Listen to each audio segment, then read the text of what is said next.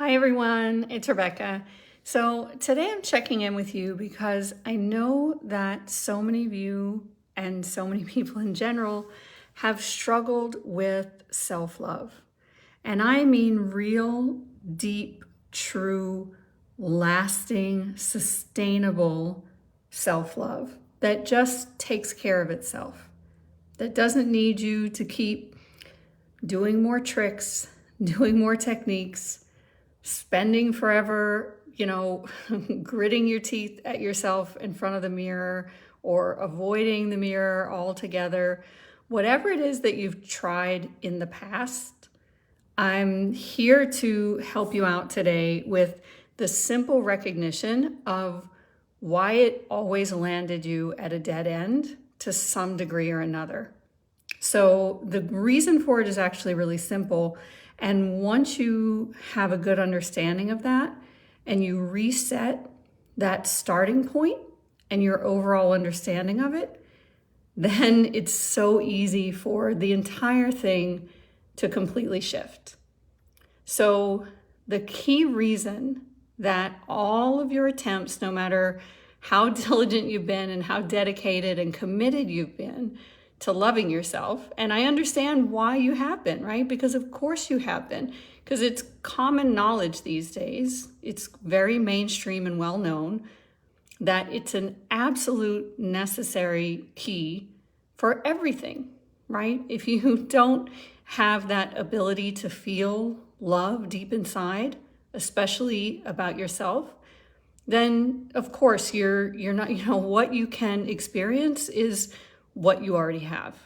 So you won't be able to experience that in your relationships, in your life, in your work, in you name it, if it's not already there.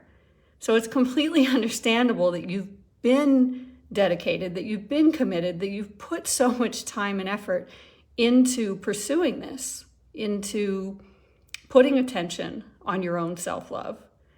But here's the key to why, no matter how committed you've been and what you've tried, that it tends to come up short, that it tends to run you into some kind of a dead end. And here's why. It's because what you're doing is you're asking something that is constructed in duality, that is built on separation, to do something that's infinite. Okay? So what do I mean by that? I mean that when you're doing any of what is out there that people instruct you about how to cultivate self-love, it's all based in expecting your mind, expecting your ego to be the one to do it, right? So you can see how, of course, that's going to end in some kind of frustration. When you ask something that is built on judgments, that is built on separation, which is then what rejection is made of, to do something that is far beyond all of that.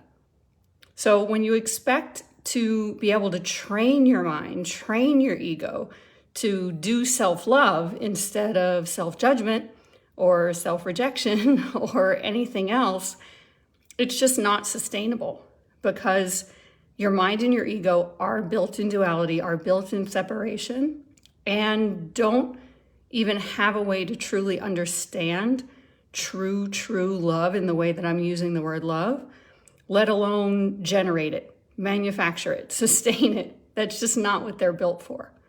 So the really beautiful news is that they don't have to. They don't have to. What I'm here guiding you into and showing you how to do when you work with me is how to reconnect with and let it be in your awareness all the time, true love. And when I say love, I mean love that has no opposite, has no bounds, is all embracing, all encompassing, and more powerful than anything you can imagine. And it doesn't need your ego and your mind to generate it or sustain it. And it cannot be squelched by your mind and your ego having judgments and having rejections and all of that. So I'm going to be checking in with you more later to help you through more of the details of how to experience that in your day-to-day life. So I'll see you soon.